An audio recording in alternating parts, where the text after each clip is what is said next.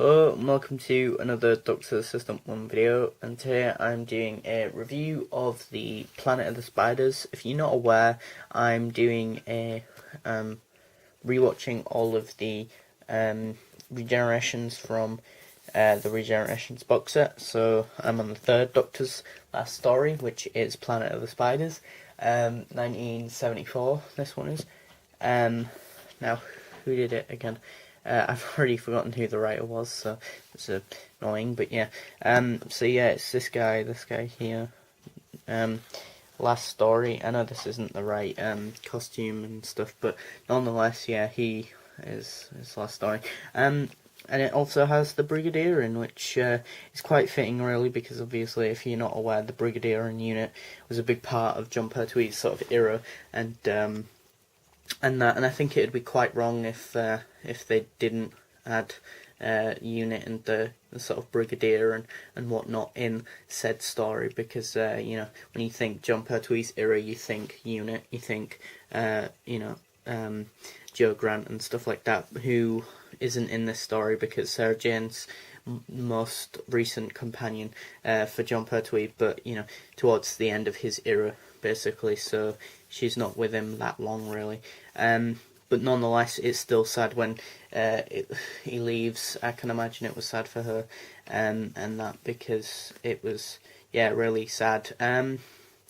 Okay, so this episode wasn't flawless. It was a 6-part story. It wasn't flawless. I found it kind of weird that they were doing this massive cool chase thing Jon Pertwee was doing, the third Doctor was doing, and then the guy they were chasing just disappeared, and it was kind of anticlimactic, to say the least. Rather than being like, oh my god, he's just disappeared, I was like, okay, how's he disappeared exactly? Yeah, that was annoying. So, yeah, and as well, this episode somewhat relies quite a bit on CGI. Now, I can imagine the CGI wasn't too bad when it was first transmitted, but obviously now it's quite dated, so that kind of makes it, well, not a hell of a lot worse, but I don't know, some of the scenes and some of the parts a bit cheesy. I thought the Whomobile flying, that was quite cheesy. Yeah, but Katie Manning, who plays Jo Grant, was definitely right when she said, or says, that Jon Pertwee loved his like cars and vehicles and stuff, and it's never more present in this episode. You got the Whomobile, you got stuff on like jet ski like things on the water, you got the Whomobile, you got Bessie, you got like this helicoptery thing and all sorts of stuff going on.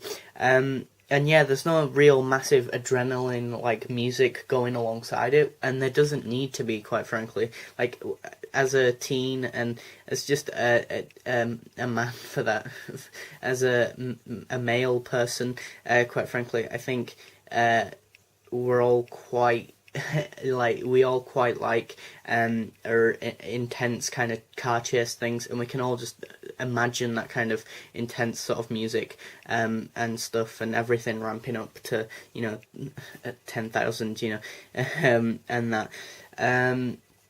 So yeah, it was a very good car chase nonetheless, even though it was kind of annoying because it led really nowhere. But yeah, it's all about this crystal and stuff like that from Metebelis 3. And yeah, I quite frankly found his last story quite sad, when he's like, "A tear, Sarah Jane, there is always life when there is hope," sort of thing, and then just dies, and it's like, whoa, that was intense. Like, there wasn't loads of dramatic music like when the Doctor regenerates now in the new series, and I think that more so hits you harder because it's just like oomph, like it's a punch to the stomach sort of thing. It's like oomph, it's got this oomph to it, like it's just happened, like it's real, like there's no really dramatic music making it all like, I don't know, fluffy uppy and kind of like more fake and more sort of televised, and that it makes it more real and more impactful, definitely, when there's no real music, because it's just like, happening, and it's intense and it's emotional, and you have time to feel emotional, and yeah, the spiders were actually pretty decently done. I thought the sort of I couldn't tell if they were puppets or if they were animatronics. If they're animatronics, they're still, either way, they were decent. They weren't as bad as I thought they were going to be. And yeah, I don't know, like, the only thing I can flaw really in this episode was, yeah, as I say, the sort of fact that it relies somewhat on CGI a bit. And yeah, some of the things were only just about explained when I was like, how has said person survived? Oh, well, because of this thing. So I do feel like they kind of rushed it a bit in some ways, in some of the parts, in the fact that they rushed certain things like, oh, okay, we need this person to be able to live whilst they've, getting attacked and electrocuted by someone. Okay, the reason is because they have willpower, or because they're really, like, say the Brigadier just jumps in front of the Third Doctor and then gets electrocuted. Then their explanation quickly was, oh, it's because he has lots of compassion for the Doctor, and that's how he survived.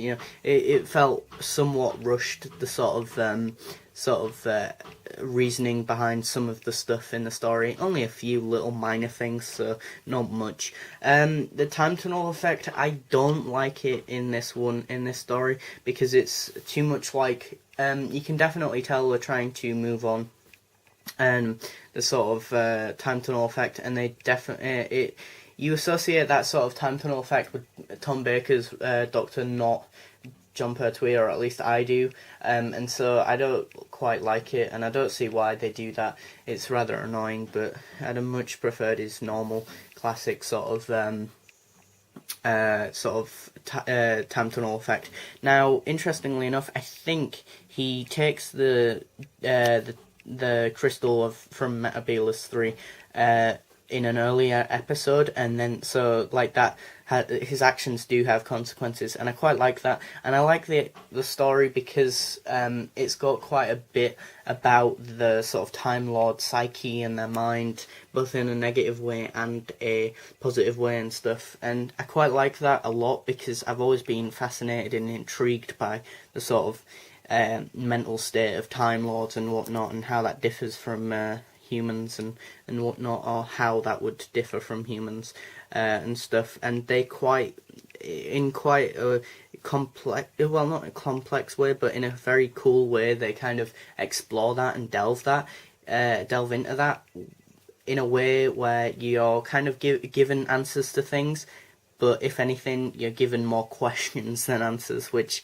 is always good, because then it makes you think, what the hell's happening, and it keeps you on your toes and wanting more, basically, because if you just got the whole answers to everything, and we knew everything about, like, say, how the Doctor mentally works and how his people mentally work, then we'd be bored, and the show wouldn't have survived as long as it has. And that, I feel like the Brigadier really wasn't in this story that much. Captain Yates was. Now, I've not really seen him in any other sort of stories, so I can't really say. This isn't the only Jon Pertwee story I've I have seen quite a few other Jon Pertwee stories, and he was really good in this one. For the scenes that he's in, he's really good, very on the ball, basically, and delivers all of his lines perfectly, as he normally does.